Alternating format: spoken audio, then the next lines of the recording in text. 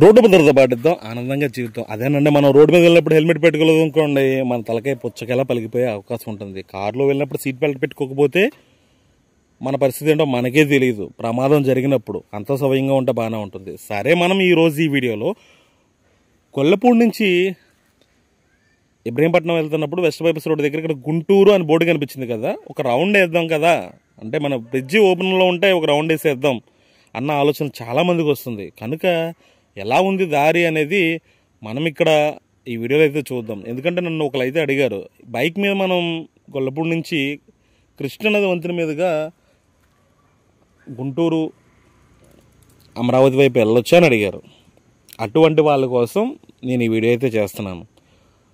మొన్న అయితే అంటే కొన్ని రోజుల క్రితం ఒక కాన్వాయ్ ట్రైల్ అయితే వేశారు, అది ఒక యూట్యూబ్లో కూడా వచ్చింది. ఇక్కడ విషయం ఏంటంటే, బ్రిడ్జికి ఆ ఫిల్లర్స్కి గ్యాప్ ఏదైతే ఉందో అక్కడ ఇంకా ఒక ఫిల్లర్కి ఇంకో ఫిల్లర్కి మధ్యన గ్యాప్స్ అయితే ఉన్నాయి. అవన్నీ కూడా పూడ్చి రోడ్ వేసి లైటింగ్ వేసిన తర్వాత మాత్రమే బ్రిడ్జ్ మీద ప్రయాణం చేయడానికి అనుమతి ఉంటుంది. ఇప్పుడు అన్నీ కూడా కన్స్ట్రక్షన్ లారీలు మాత్రమే తిరుగుతున్నాయి. ఆ కన్స్ట్రక్షన్ లారీలు తిరగడం వల్ల పెద్ద పెద్ద గోతులు అయితే ఏర్పడుతున్నాయి.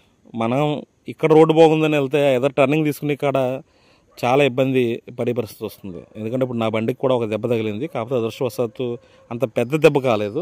ఆ సౌండ్ కూడా మీరు ఇక్కడ వీడియోలో వినొచ్చు అన్నమాట. మనకు దూరంగా క్రైన్ని డిస్మాండిల్ చేస్తున్నారు, ఆ బ్లాక్స్ పెట్టిన క్రైన్ని. దాన్ని చూస్తే డ్రైవింగ్ చేస్తున్నప్పుడు ఇక్కడ దెబ్బ తగిలింది. తీసుకొచ్చి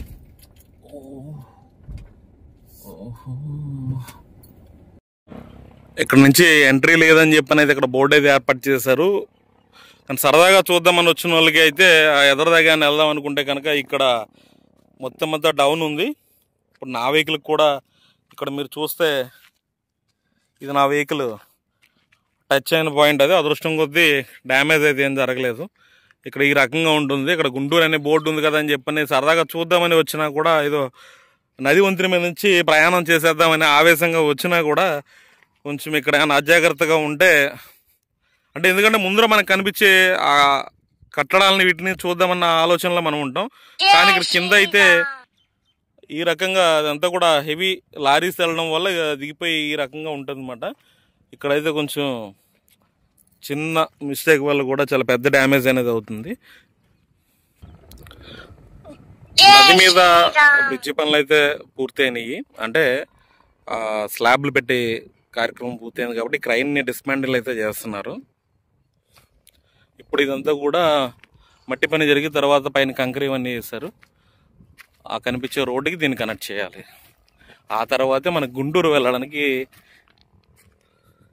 ఈ కృష్ణానది వంతెన మీదకి అయితే మనకి అవకాశం ఉంటుంది. ఇక్కడ మనం చూడొచ్చు ఎడ్జెస్లో చేసిన కాంక్రీట్ వర్క్ ఇవన్నీ కూడా. మనకి బ్రిడ్జ్ తర్వాత ఇక్కడ మనం ఈ రోడ్డు కనెక్ట్ చేసే ప్రాంతంలో ఈ సైడ్లో కాంక్రీట్ వర్క్ అయితే చేశారు. ఇదంతా కూడా మనకి సైడ్ వాల్కి ఓస్లు ఇవన్నీ ఉన్నాయి కదా. ప్రస్తుతం అయితే అక్కడ బ్రిడ్జ్ డిస్మాండిల్ వర్క్స్ అయితే జరుగుతున్నాయి అన్నమాట. అంటే అది క్రైన్ డిస్మాండిల్ వర్క్స్ అయితే జరుగుతున్నాయి. చాలామంది అనుకుంటున్నారు, ఈ రోడ్డు పూర్తి అయిపోయింది కదా, మొన్న ట్రైల్ కూడా వేశారు, ఈ వంతెన మీద కూడా మనం ప్రయాణించడానికి అవకాశం ఉంటుందేమో అన్న ఆలోచనలో ఉన్నారు. అటువంటి వాళ్ళ కోసమే నేను ఈ వీడియో అయితే తీశాను. ఎందుకంటే ఇక్కడికి వచ్చిన తర్వాత నో ఎంట్రీ అనే ఒక బోర్డు ఉంది, కానీ అక్కడ తర్వాత రోడ్ బాగాలేదు. కానీ మనం అనుకోకుండా వచ్చినా, తెలిసి వచ్చినా తెలియక వచ్చినా డ్యామేజ్ అనేది జరుగుతుంది.